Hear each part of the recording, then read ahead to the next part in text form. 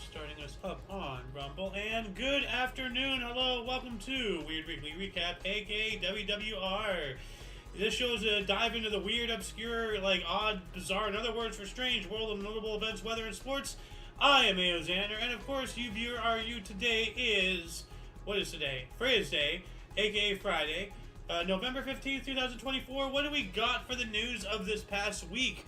Well, we have, from Audio Central here, 4 people arrested for using a bear suit to fake bear attacks on their vehicles and claim insurance. What? Oh, of course it's LA. 4 Los Angeles area residents were recently arrested and charged with insurance fraud after allegedly using a bear suit to make it seem like their luxury vehicles had been damaged by a wild animal. Operation Bear Claw, as an ingenious, not indigenous, well I guess indigenous here, insurance fraud scheme was subbed by Californian authorities. Began in January of this year when the 4 suspects claimed that a bear had entered their 2010 Rolls-Royce Ghost while it was parked in Lake Arrowhead and caused extensive interior damage. The area is located in San Bernardino, a region famous for its large black bear population, but the video footage supplied to the insurer by the suspects themselves was more than a little shady. It showed a furry animal entering a backseat of the Rolls-Royce and scratching it, but something didn't add up. For one, the California Department of Fish and Wildlife said that the only bears in the state are black bears, and this was light brown, but its movements weren't very bear-like either. And look at that, they have some kind of massive scratcher and all that stuff, and oh, here's a video. Surveillance video shows what looks like a bear breaking into a Rolls-Royce and tearing up the interior. But after closer inspection, investigators determined it was nothing more than a man in a bear suit. Now 4 men if are that was a under real arrest. bear, those seats would be falling down. Bears weigh in excess of 500 pounds, if not more, and those seats would not be sitting there, not getting bent, not getting disturbed. That's clearly a human, and it's way too scrawny, You'd think somebody who can afford a Rolls Royce wouldn't stoop to this level, but, I mean, with the way the world has been going today, crime does indeed pay. So, but this is absolutely nuts. Moving on up, robot manufacturer has 12 robots kidnapped from showroom by another robot. What? It says viral footage captured by CCTV cameras at a robotics company.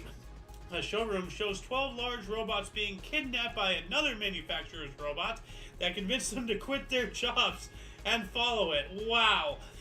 For the past week, Chinese social media has been abuzz about a bizarre incident that reportedly occurred back in August at a robotics company showroom in Shanghai, but was only made public recently.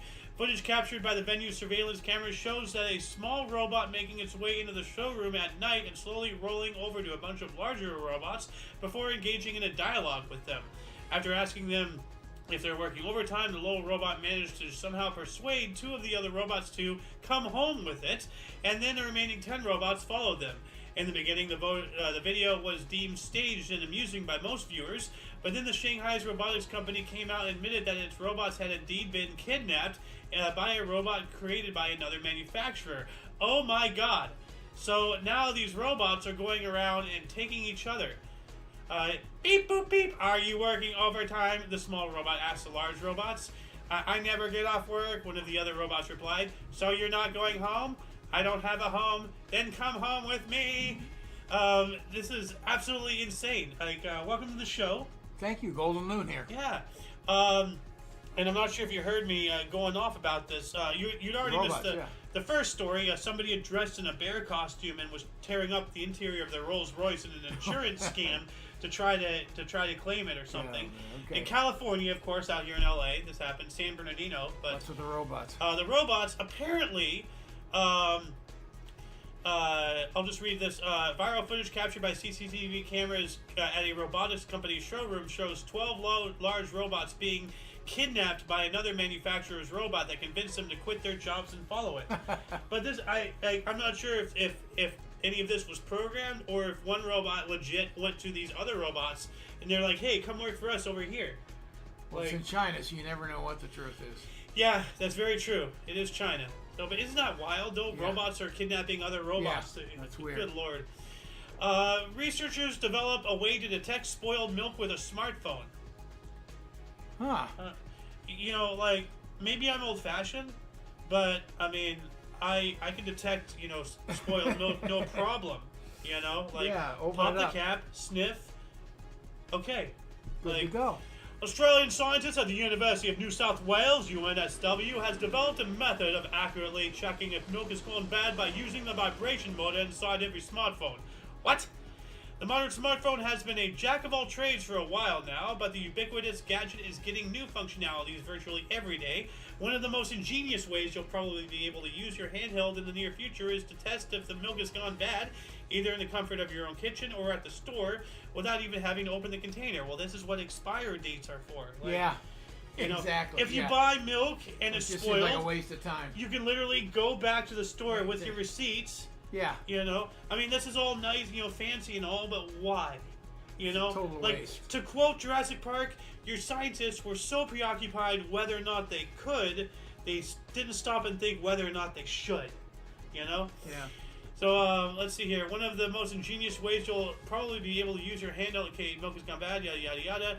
Researchers at the UNSW Computer Science and Engineering recently developed this new smartphone sensor called VibMilk that relies on the gadget's vibration motor and internal measurement unit (IMU) to check the freshness of milk without having to open the container. The high-tech method could one day curb the current waste of 20% of dairy products. Well, no, it won't. If anything, it'll probably cause even more waste because it's going to misread things and fresh milk is going to be thrown away. So, this is stupid. Yeah. You know, it sounds cool, but it's just outright stupid. So, Yeah, there's really not any point to it. yeah. Let me move this mic closer to you so I can hear you a little bit better. And like you say, it's not going to save or do anything with it. Either milk's spoiled or it's not, you know. So Yeah. I mean, it's not going to save anything. No. Maybe save the consumer from taking it home, but that's, you know, pretty minimal. That doesn't happen very often. Yeah. And you can immediately bring it back, Yeah. like you said. More from Oddity Central here. Artist spends a year cutting world's longest strip of paper from a single A4 sheet. So it sounds like, you know, he's A4. it's just a type of paper, I guess. Oh. Like, Chinese origami artist Pai Haozheng spent a whole year painstakingly cutting an A4 sheet of paper into a 108-meter long strip to set a unique world record. Okay, well, you know, now David Rush, you know, has another record to go for. Pai, also known as Holtz Pai, is no stranger to Guinness World of Records. He once folded the most origami flowers made from a single sheet of paper, 100, and then created the largest origami snail ever. But this year he embarked on the most challenging record attempt yet, cutting the longest strip of paper from a single A4 sheet. Technically, it should have been a walk in the park for this master of paper art, as the length to beat was a modest 2.5 meters, but he challenged himself to cut the longest strip possible, so he spent about a year experimenting with different types of paper, cutting techniques, and instruments. In the end, he managed to cut a thin, continuous strip 108.15 meters in length. Wow. Look at that. So that's the A4 sheet. Yeah. And look at how thin, but he's there with a scissor, but instead of going all the way through, you know, then you turn, and then you go, Yeah. and then you turn, Yeah. and it's just continuous. Yeah. That's cool and all, but why? Do you not have anything better to do with your life? You know? Like, Guinness. You want to be Guinness. alright. Well, I guess I'm aiming for Guinness to Look be at all that. Look at that. to be the That's news. a good shot right there. Yeah, to be the news show with the most bizarre articles. There you know? go. Yeah. Maybe, yeah. But look at that. That's cool, but it's also crazy, and why? You know? So, anyway, woman spends 27 years tracking down brother's killer, chats with him online for 3 years to confirm his identity. Wow, you know, hell hath no fury than a woman scorned, Wow. you know?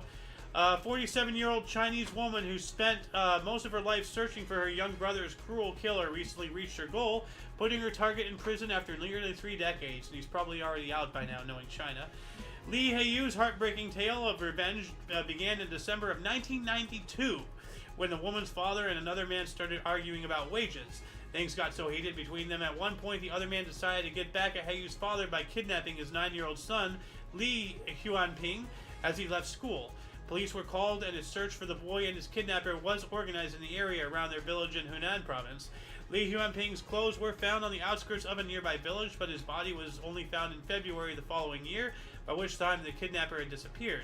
The police report concluded that he had been stabbed and abandoned in a sugarcane field, but his father didn't tell his wife and $5 the truth until his dying day, letting them hold on to the hope of one day being reunited with Li Yuanping. That's not good. You know, it's... They're going to learn anyway. You're just holding it back, and then, you know... It's crushing. It's crushing. As crushing as that is, you got to tell the family. You just can't. You do, because all you're doing is kicking the stone down the road. False hope. Yes. False hope and kicking the stone down the road, because they're going to find out eventually. And then now, on top of their father dying, now they learn that their brother's been dead the whole time. Yeah. Way to kick a person while they're down. No, you know, that's just stupid. Horrible. That's almost as bad as the story itself. Yeah. Not as bad, not anywhere close to bad, really. But still, you know, not good. Why do you do that to your family? Well, he thought he was doing something good, yeah. But that, you know, oh, I had good intentions. Yeah, well, the path to hell is paved on good intentions. So, you know, tell the truth. According to the Zhejiang Morning News, Li Haiyu started searching for her younger brother in 1997. She knew he had been abducted and traveled to the provinces of Yunnan, Sichuan, Guizhou, and Guangxi to find him. So right there, she's spending all this money. Dead. Yeah, so you're wasting your daughter's life. Just tell the truth. She was cheated by people looking to take advantage of her. Okay, so, dude, this guy's just ruining his daughter's life. So, yeah. So anyway, as the title suggests, she did eventually find him. But this is pissing me off. So I gotta continue on. Yeah. Chinese influencer eats pig feet in extreme attempt to save money. Oh, God. Stupid. Well, food that you give to a pig. So. Popular Douyin streamer Kong Yufeng recently sparked controversy in China by eating pig feed on camera as part of a challenge to live on the cheapest food she can find. Saying on October 30th, Kong Yufeng, aka King Kong Luiki, posted a controversial video on Douyin, China's version of TikTok, in which she announced a self-imposed challenge to live on the cheapest food she could find at least for a week. The popular streamer told her fans that she had browsed Zhihu, a Chinese forum known for sharing budget-friendly tips, and found pig feed to be the best option. A large bag of pig feed, not feet, but feed, food, pig feed. She's not eating pig feet. No. You know, like, a large bag of pig feed costs only 100 yuan or whatever, or $14 US. And was allegedly high in protein, low in fat, and healthier than takeaway food. So she decided to try it in front of her fans. According to Kong, the pig feed contained natural ingredients like soybeans, peanuts, sesame, corn, and added vitamins, but the taste was an acquired one. Gee, I wonder why. This is so stupid.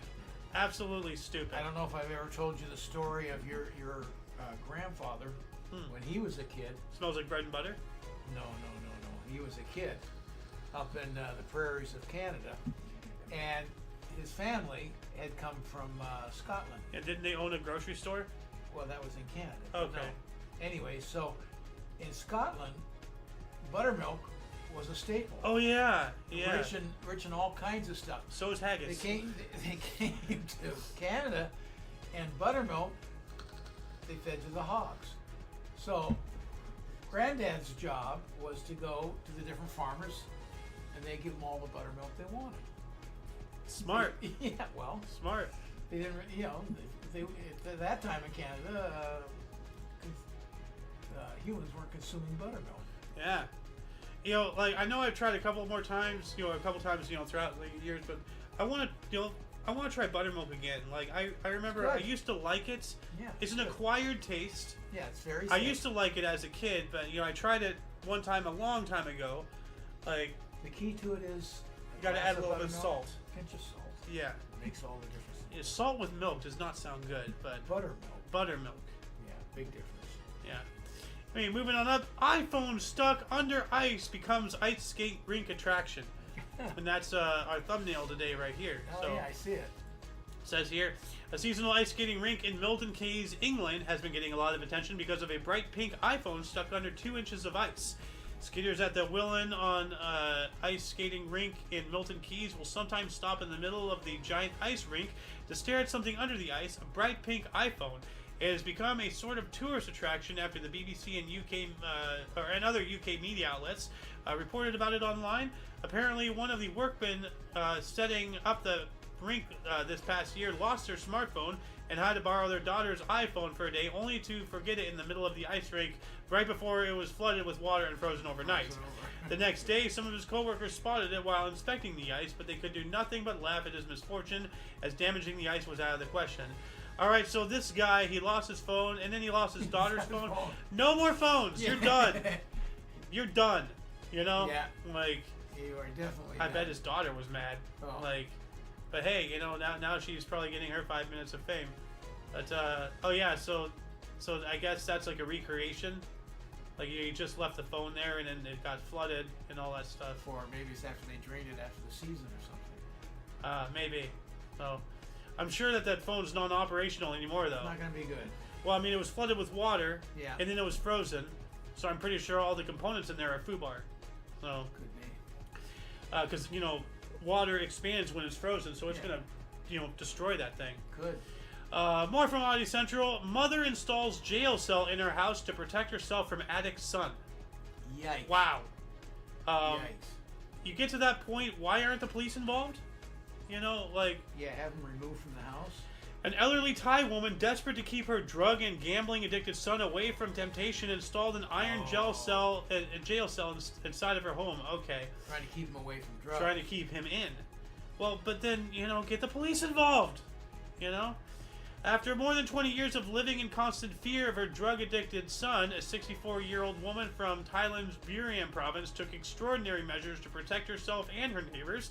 She recently had contractors build a jail cell inside her home where she could confine the 42-year-old man when he became violent. Okay, so it's going back to the original.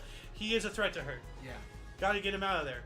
Yeah. She told police that she had tried everything to save her son over the years, including several rehabilitation attempts in over 10 different centers across the country, but nothing worked, and he became increasingly violent as time went by.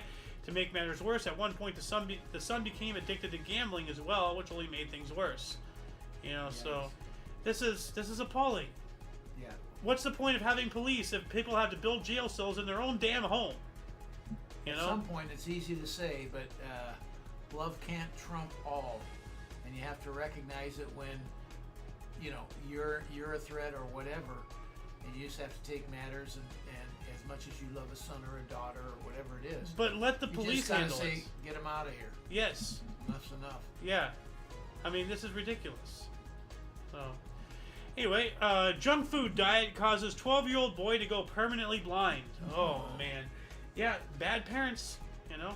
A 12-year-old Massachusetts boy has tragically lost his eyesight due to a nutrient-poor junk food diet that causes optic nerves to atrophy beyond any hope of reversal. Wow. Bad parents. Bad parents.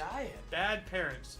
The New England Journal of Medicine recently documented the case of a 12-year-old boy suffering from autism who ultimately went blind because of a junk food diet based mostly of burgers, fries, ranch dressing, donuts, and boxes of sugary juice.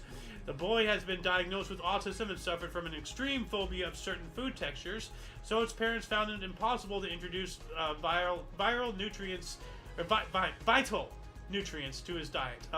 IV, you know? Like you gotta have doctors and police or whatever is involved. You have to get other outside help. You need outside help. If it goes that far where your son ends up blind, jeez. Earlier this year, the unnamed boy began experiencing vision problems in the hours of the morning and in the evening, but his eyesight was fairly normal during the day. However, his vision started degrading at a rapid pace, and within 6 weeks' time, he could only move around if his parents helped him navigate obstacles. And one night, he woke up screaming that he couldn't see. Oh, man. Well, you know, that's just heartbreaking. For however much that sucks for that kid, all I can do is just, you know, like, point at the parents and say that's what you deserve. Now you have to know that you're having another. The kid doesn't deserve it. The parents deserve the sadness, but the kid does not. You know, because the parents are awful to allow them. Well, what's missing? Veggies and stuff. I don't know. Well, he has autism and he had a phobia of certain food textures. Too bad, so sad. Eat your broccoli or go to bed hungry. Simple as that. Hard nose it. Stop, you know, enabling these freaking weak generations, or you know? At very least, you know, blend it, put it in a blender or something, and make a drink. Something. Yeah. What was it that you did when I was afraid of eating solid food? Yeah, no.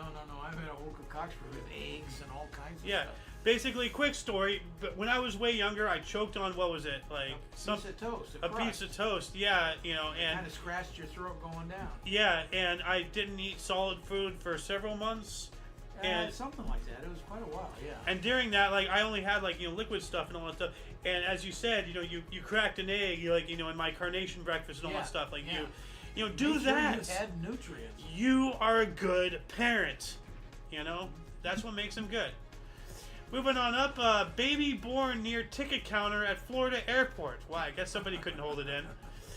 A woman's travel plans were put on hold when she went into labor during a layover at Miami International Airport in Florida. Oh, great. That's just what that kid needs, to be born in Florida. No offense to Jacob Peets out there. What's the matter with Florida? It's Florida. Miami-Dade fire rescue personnel responded to the airport just after 5 p.m. Tuesday after a passenger's water broke and she started giving birth near checkpoint 1 in the hub's pre-security area. I tell you what, if I was the next person in line, I'd be like, hey, get out of line, Get out of line. Go give birth over there. Get out of line, as John Panette used to say. Firefighters, Miami-Dade Police Department officers, U.S. Customs and Border Protection agents, as well as Miami-Dade Airport Division staff helped the woman give birth before the ambulance arrived to take the mom and newborn to a local hospital.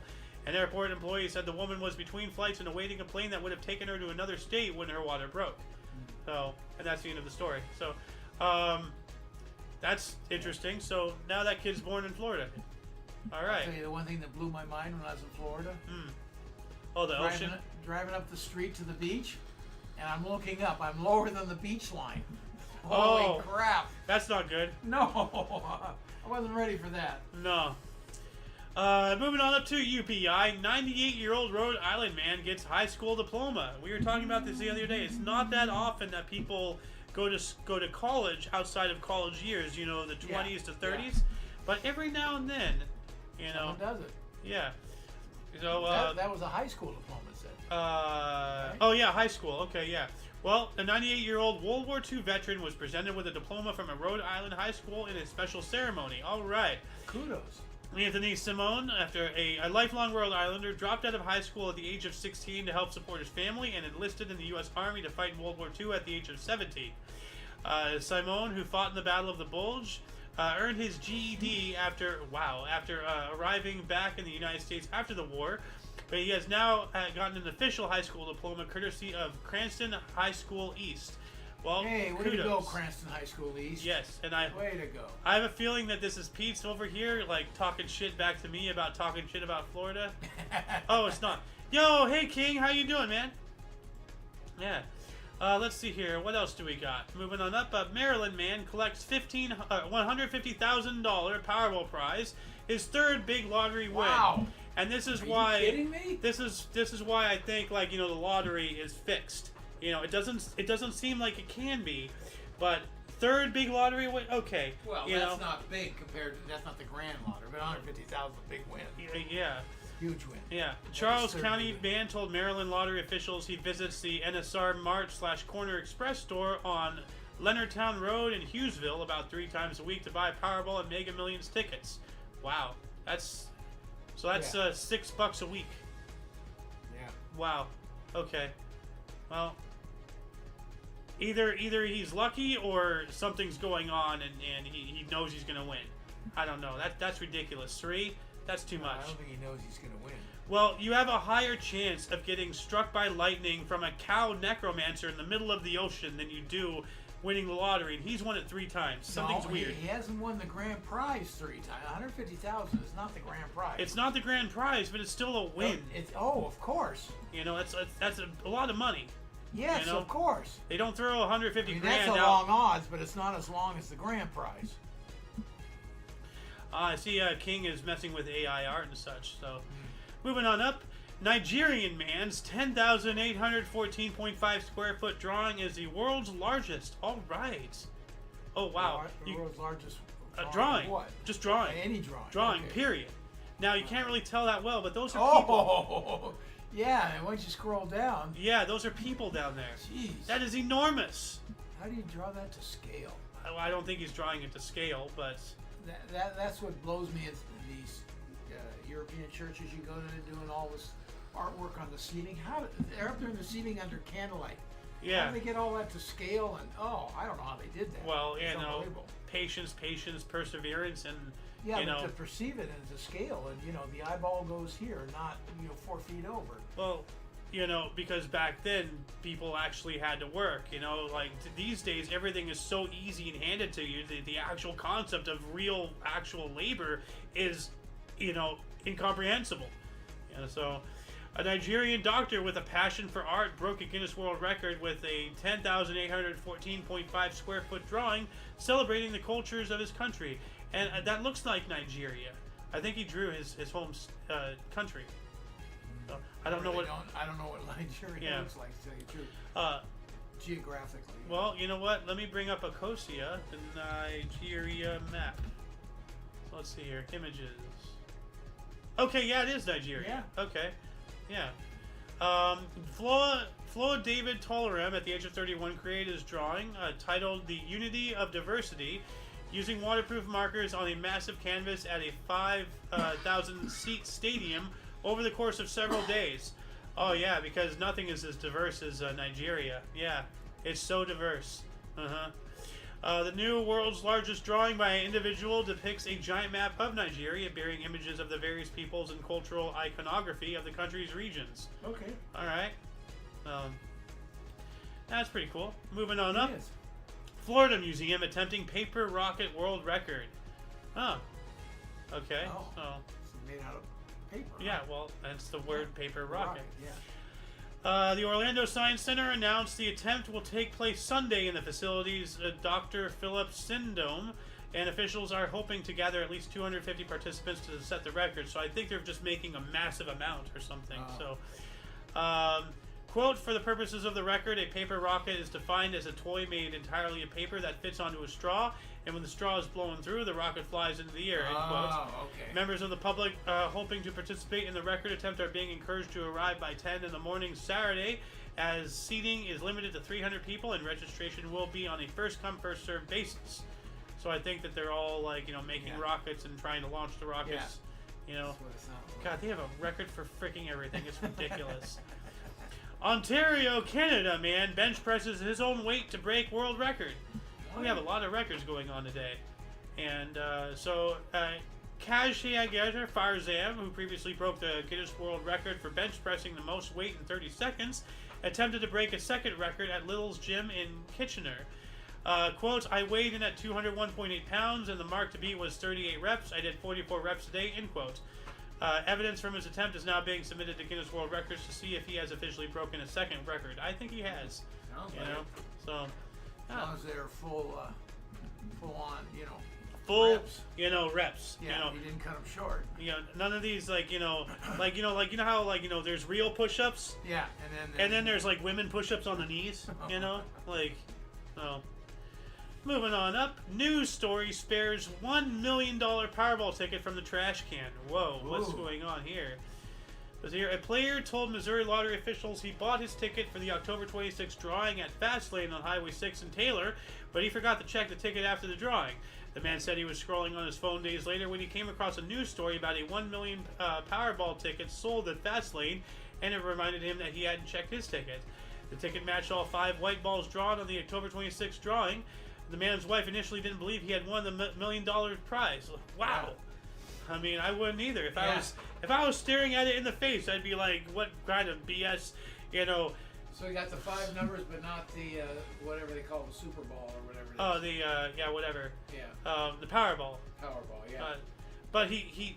So it's a $1 million win. Yeah. Wow. So he got the $1 million. That is awesome. Yeah.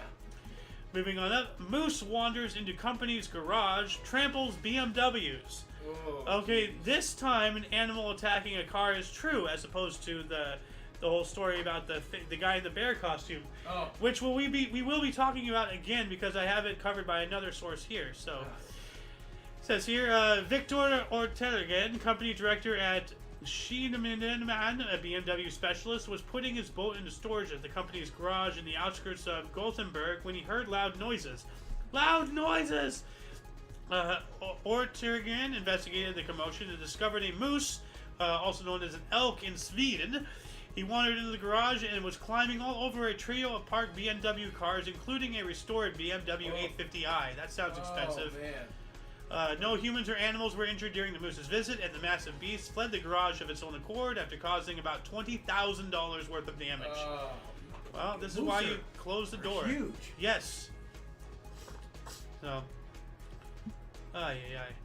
Missouri thrift store seeking to solve mystery of World War II love letters, and I really hope they solve this. This is, things like this. Yeah. I really hope gets solved. So, Tina Eifert, manager of the Salvation Army family store in Hannibal, was sorting through donations when she found a pile of letters sent by Chester McMean to his wife, Alma Bernice Moslin, while he was stationed in the Philippines during World War II.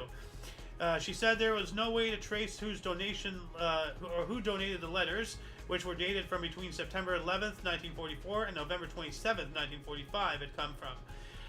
Eifert teamed up with Megan Duncan, a local investigative journalist, to solve this mystery. Duncan discovered McMean and Magdalene had reunited after the war to raise 3 children and run a woodworking business in Carbondale, Illinois. Well, if you can find out that amount of information, why can't you find where they are? You know? Chances are they're not alive. Well, but no, kids but sure would be. The 3 kids, one of them has to be. Yeah. I mean, with everything being so connected in today's world, it's ridiculous. So I hope they find him. Yeah. So. Well, that kind of information they sure should. Yeah. I mean, they know a lot about them. Yeah. Coyote rescued from plastic jug stuck over its head in Illinois. And see, this, things like this, like a lot of people, they view this, oh, what a feel-good story. They saved the pupper. Whoop-de-doo. No. You're teaching dependency. You're teaching it's okay to get your head stuck because good old human will come by and rescue you. Well, what if good old human doesn't come by? Now you're dead. You're dooming animals, towards potential extinction. Leave nature alone. If you see an animal, having trouble, it won't save you. So don't save it. Let nature take its course. If it's that dumb, don't let it breed. Simple. Moving on up, National Toy Hill of Fame inducted My Little Pony, Transformers, and Phase 10. Or I guess this is Phase 10 of inducting things or something. So, and these are the classic My Little Ponies, not the Friendship is Magic crap that we have these days, but the original 70s, 80s, whatever. What My Little Ponies are. No it's clue. some stupid little girls cartoon from the day. Cartooner and stuffed animals. The national and Phase 10. So I don't know what Phase 10 is. So Transformers, I know. Yeah. The National Toy Hall of Fame, part of the Strong National Museum of Play, announced the inductees chosen from a list of finalists that also included Apples to Apples. Hey, I love that game. Balloons, Choose Your Own Adventure books, Hess Toy Trucks, the Pokemon trading card game, remote controlled vehicles, Sequence, the Stick Horse, and the Trampoline. Well, they should all be in there. Yeah. So, My Little Pony, Transformers, and Phase 10 were chosen by a combination of players' choice ballots submitted by members of the public and the top picks of the National Selection Advisory Committee. But what's Phase 10? Hold on a second. Let me look this up here really quick. Phase 10 toys. Let's see. Phase 10. I've never heard of Phase 10. Okay, so it's a game. Card game. It's some kind of game. Yeah, some kind of game. This is Twist. But it looks like Uno. Huh. That's weird. Oh, wow. From the makers of Uno. So that's why it looks like Uno. It's made by the same people. Yeah, good call. All right. Different game, same people. Yeah.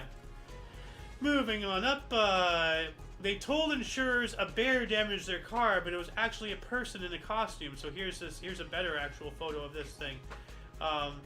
And look, they have those scratchers. Yeah. And they went into a Rolls Royce. So I'll reread this just for posterity.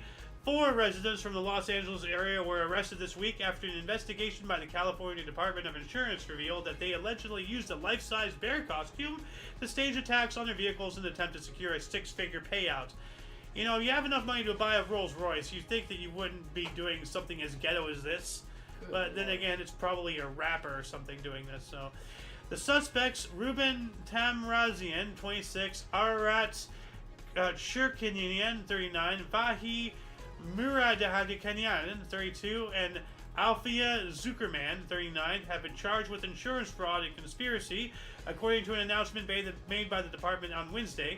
Their alleged scam costed 3 insurance companies a total of $141,839. And I hope to God that they pay through all of the nose with interest and spend a long time in jail on their own dime, not taxpayers. You have enough money to buy a Rolls Royce and pull this crap, you have enough money to afford your own punishment. And yet they weren't smart enough to get away with it. Well, yeah. Stupid. And last but not least, man arrested in the United Kingdom cheese heist where imposters stole $389,000 worth of cheddar. That's a lot of cheddar. And what are you going to do with all that cheese?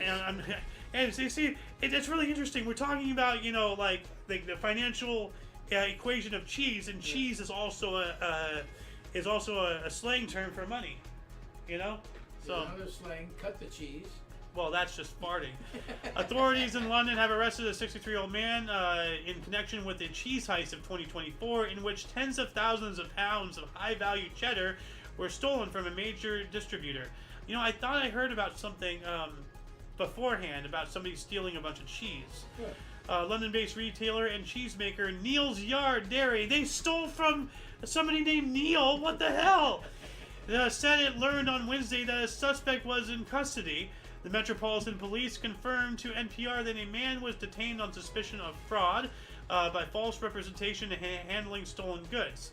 Over the past week, the British artisanal cheese community has been reeling after Neil's Yard Dairy announced it had been the victim of a sophisticated fraud resulting in the loss of over 300,000 pounds worth of cloth-bound cheddar, the equivalent of over $389,000 US. Wow. Jeez. Grand theft cheese. I never thought those words would come out of my mouth in that order, but yeah, here we are. They catch them when they go to resell and distribute it. Yeah. On that kind of volume, you're going to make some noise, Yeah, well, if you're stupid and you try to, get rid of it all at once. Yeah. Anyway, that shall conclude the show today. Once again, please check the underbar of the description below for any links that you may be interested in, including but not limited to all things Omni Coalition. For your dose of different, odd, and unusual news, aka notable events, weather, and sports, we stream every Friday at 4 p.m. Pacific Time, 5 Mountain, 6 Central, and 7 p.m. Eastern Standard Time, respectively. We do have other shows from history to news, movie reactions and reviews, video memes, Omni Kitchen, and everything else in between on Talk Show. Please check the underbar. For all of you and all of us, I'm A.O. Xander. Golden Loom. And we had good old King's Refuge in here, and I wanted to... Relish, legendary Lee. Oh wait, no. Yeah, Relish, legendary Lee Kennedy. I don't know what he's talking about, but hi, Relish. That's a new guy here. And of course, UVRU. Thanks so much for watching, and until you catch us next time, whenever that is, wherever that is, don't forget to look, right and left at every intersection, rate 5 thumbs, and subscribe. Toodles.